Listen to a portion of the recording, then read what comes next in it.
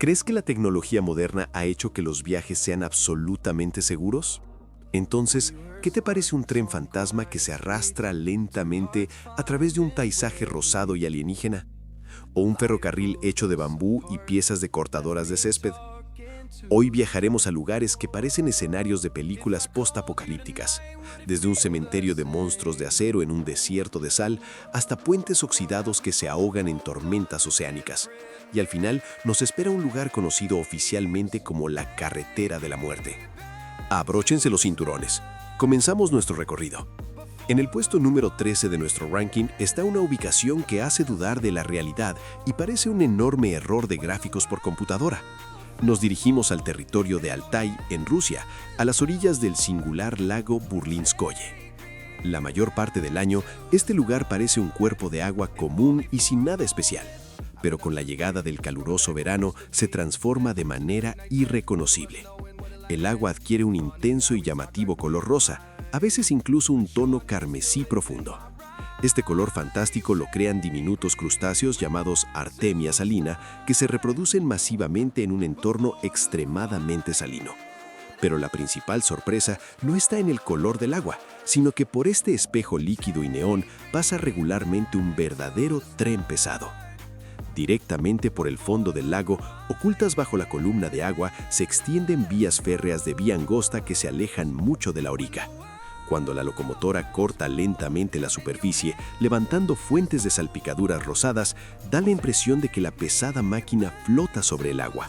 No es una atracción turística, ni un set de rodaje, sino un duro proceso industrial que no ha cambiado desde décadas. El lago Burlinskoye es una gigantesca salinera natural. La extracción de este valioso mineral comenzó aquí en el siglo XVIII por decreto de Catalina la Grande.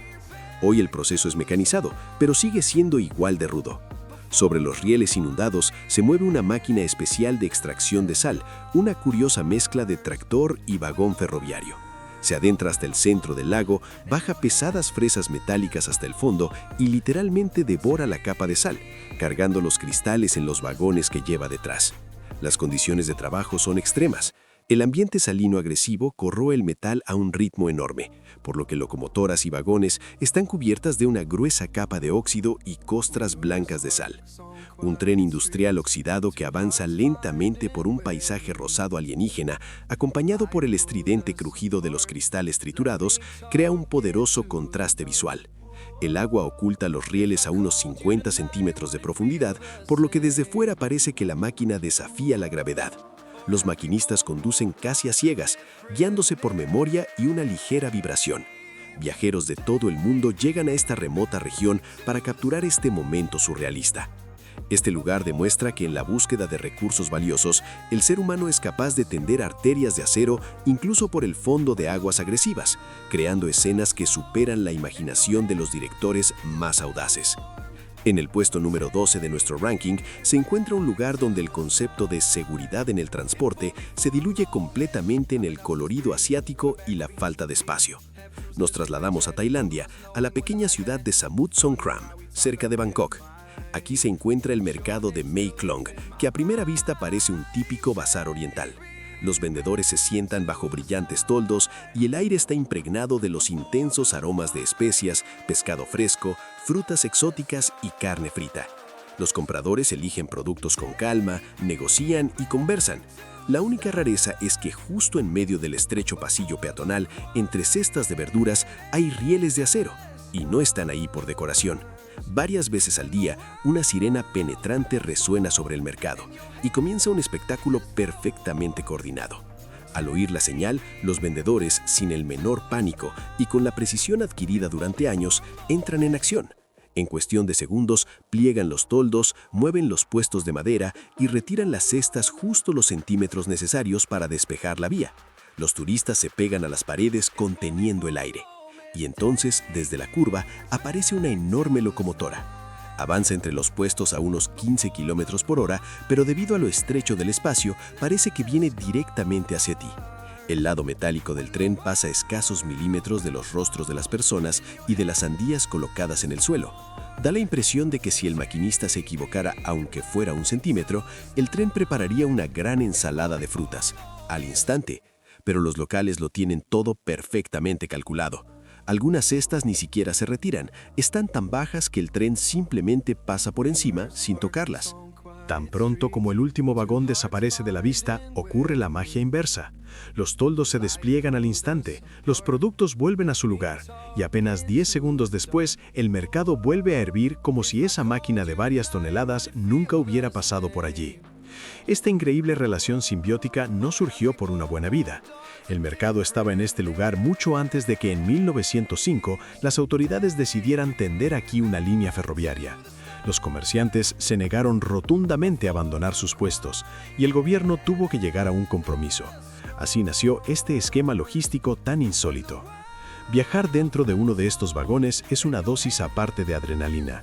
Miras por la ventana y ves cómo la gente se aparta casi de debajo de las ruedas, mientras los olores a pescado y fruta penetran directamente al interior.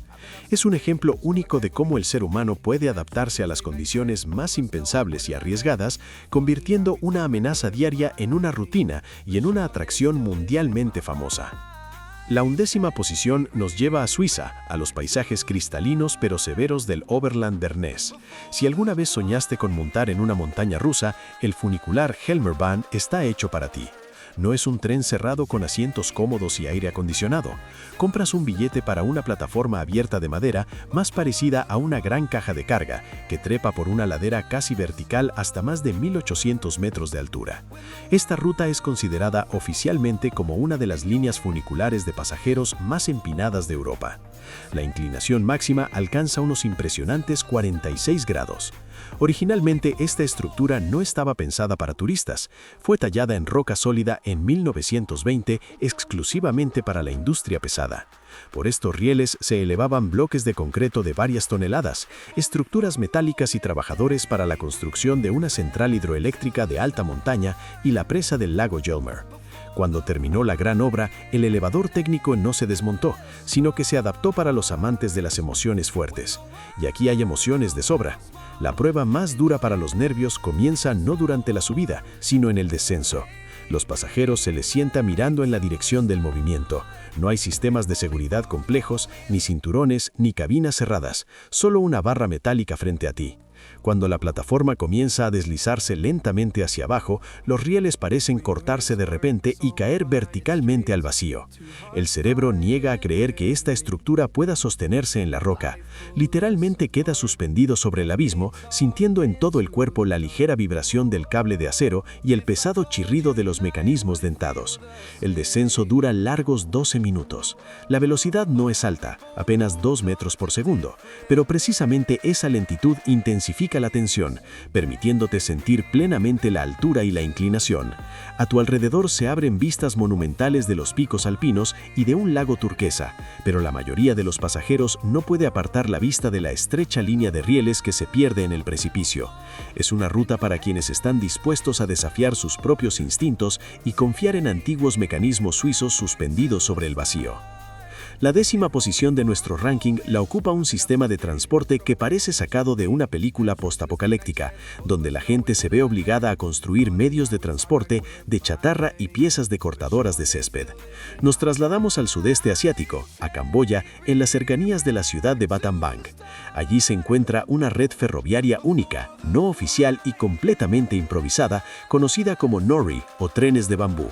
A simple vista, esta estructura no tiene nada que ver con las locomotoras y vagones cómodos que conocemos. Imagina un arcabozo ligero de madera del tamaño de una cama doble, cubierto con un suelo de bambú partido.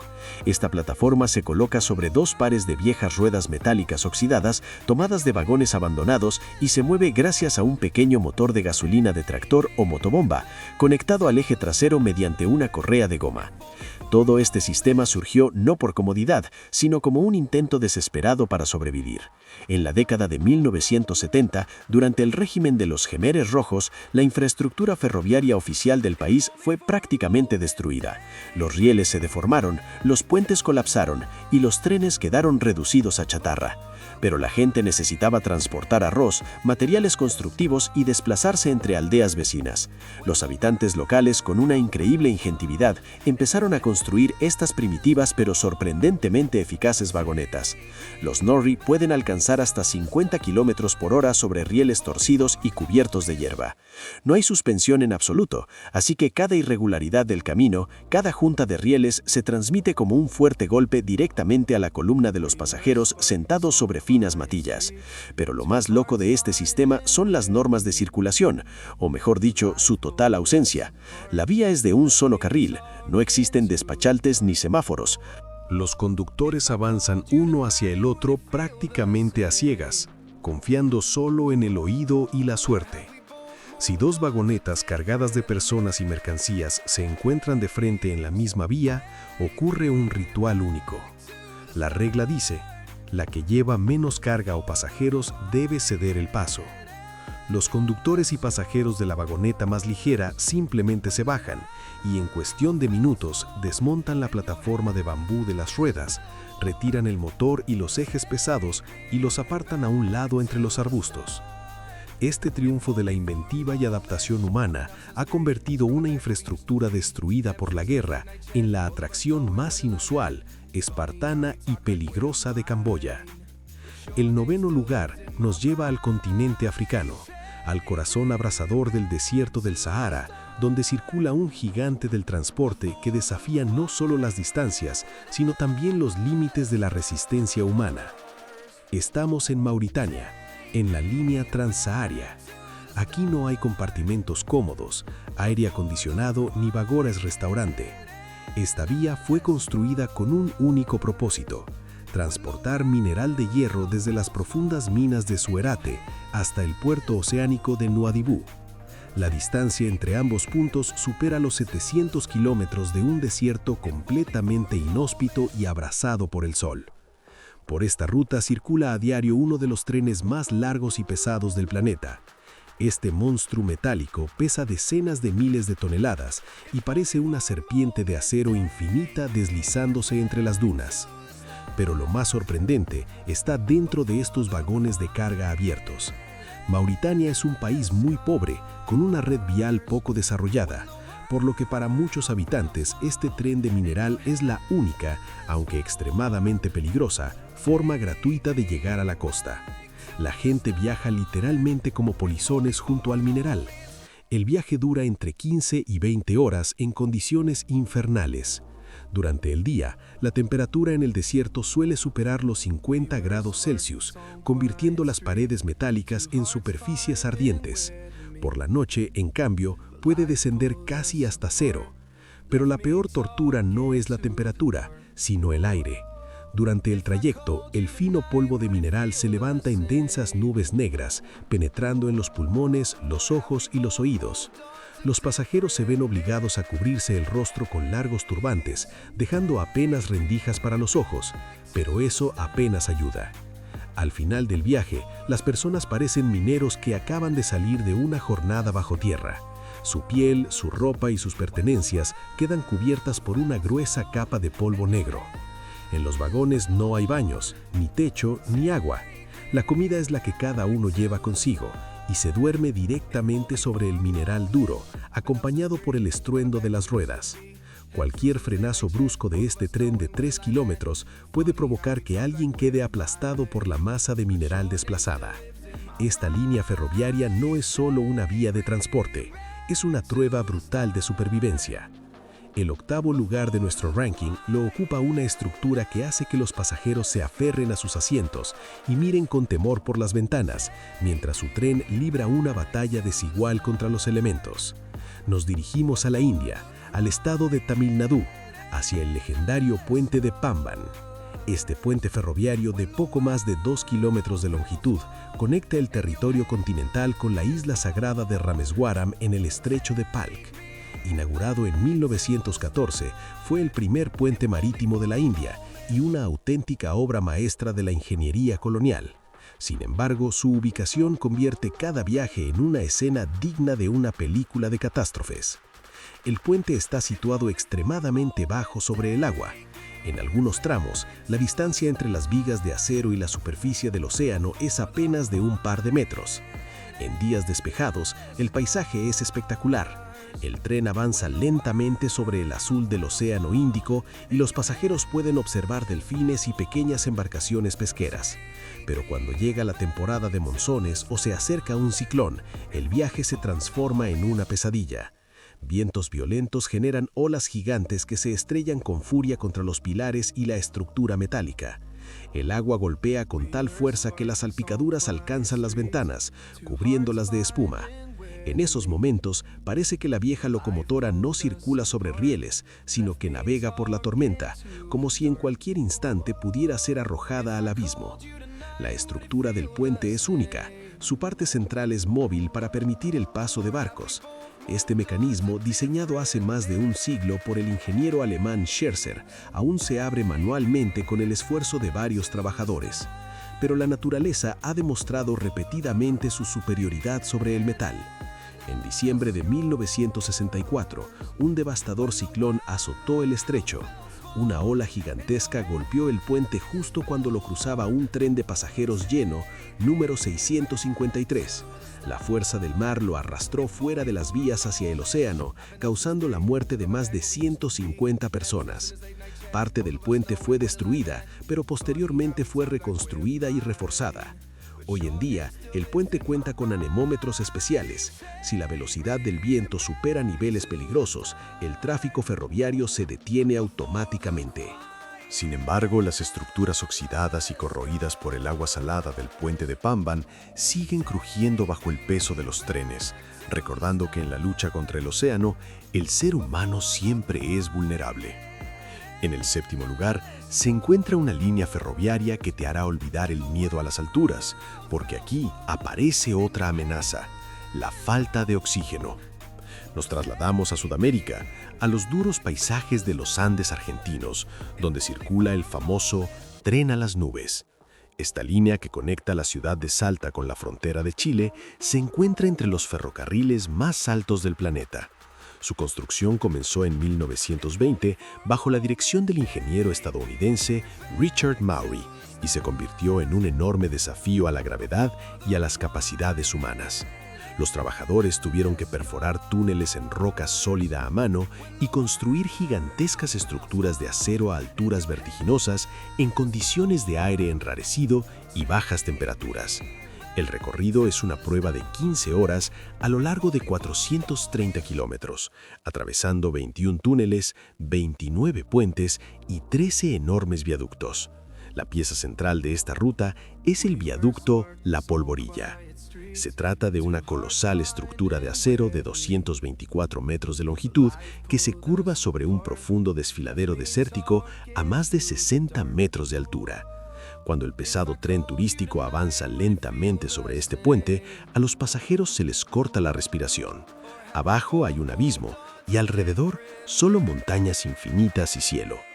El nombre Tren a las Nubes está plenamente justificado, ya que en días lluviosos o por la mañana, el tren literalmente atraviesa densas nubes que se aferran a las cumbres, pero el principal peligro del viaje está en la altitud. El punto más alto alcanza los 4.220 metros sobre el nivel del mar. A esa altura, la presión atmosférica disminuye bruscamente y la concentración de oxígeno se reduce casi a la mitad en comparación con el nivel del mar. Para muchos turistas sin aclimatación, este cambio provoca un fuerte mal de altura. Los síntomas aparecen rápidamente: dolor de cabeza intenso, náuseas, mareos, taquicardia y sensación de asfixia. Por eso, el Tren a las Nubes es probablemente el único tren turístico del mundo equipado obligatoriamente con un módulo médico propio. A bordo hay médicos y enfermeros y se distribuyen tanques de oxígeno por los vagones. Es un viaje increíblemente hermoso, pero físicamente exigente, que demuestra que alcanzar las alturas nunca es fácil. El sexto lugar lo ocupa una obra maestra de la ingeniería que reemplaza el miedo a las alturas por un temor más instintivo: el miedo a caer al vacío desde una cabina abierta. Nos dirigimos a Suiza, a los Alpes, donde se encuentra el legendario Ferrocarril Pilatusbahn. No es simplemente un tren de montaña, Es el ferrocarril de cremallera más empinado del mundo, registrado en el libro Guinness. Construido en 1889 por el ingeniero Edward Locher, este proyecto parecía una locura en su época: tender vías directamente por una ladera casi vertical del Monte Pilatus, de más de 2.100 metros. El principal problema era la inclinación. Los trenes convencionales no pueden superar pendientes tan pronunciadas. Sus ruedas patinan sobre los rieles. En el Pilatus Van, la pendiente media es del 38% y en su punto más extremo alcanza un increíble 48%. Para evitar que el tren se deslice hacia atrás, Locher diseñó un sistema único. 2 ruedas dentadas horizontales, situadas bajo el vagón, se engranan firmemente con un riel dentado entre las vías. Este sistema garantiza que el tren no pueda retroceder, incluso si fallan los frenos o el motor. Sin embargo, la genialidad técnica no elimina la tensión psicológica del viaje. Los vagones rojos tienen una estructura escalonada, con el suelo inclinado para que los pasajeros permanezcan erguidos durante la subida. Cuando el tren inicia su ascenso de 30 minutos, por una ventana se ve una pared de roca y por la otra, un abismo.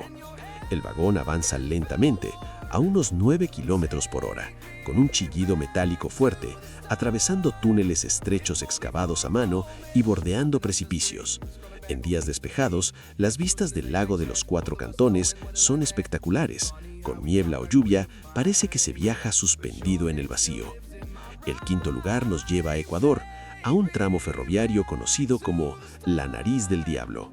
Esta línea, que conecta Quito con Guayaquil, fue uno de los proyectos de ingeniería más difíciles de principios del siglo XX. Su construcción se realizó en condiciones extremas: acantilados verticales, lluvias tropicales, deslizamientos de tierra y enfermedades que costaron la vida a más de 2.000 trabajadores. Pero el mayor obstáculo para los constructores fue una pared rocosa vertical que se alzaba 800 metros sobre el cañón del río Alausí. Superar ese desnivel directamente era físicamente imposible. Los ingenieros estadounidenses a cargo del proyecto encontraron una solución tan elegante como aterradora: un sistema de zig-zag tallado directamente en la montaña. El tren, cargado de turistas y habitantes locales, se acerca al borde del precipicio. Se detiene, el maquinista cambia la aguja y el convoy comienza a descender lentamente, marcha atrás. Tras recorrer varios cientos de metros cuesta abajo, el tren vuelve a detenerse al borde de otro abismo, se cambia nuevamente la vía y continúa avanzando hacia adelante. Este descenso en forma de péndulo se repite varias veces hasta superar el tramo más difícil. Para los pasajeros es una auténtica prueba de nervios. Está sentado en el vagón viendo cómo las vías simplemente desaparecen en el vacío. El tren se detiene a pocos metros del borde, se escucha el chirrido de los frenos y comienzas a moverte hacia atrás, contemplando por la ventana las paredes verticales del cañón y el río furioso muy abajo. Un solo error del maquinista o una mínima falla del sistema neumático podría hacer que el tren caiga al abismo.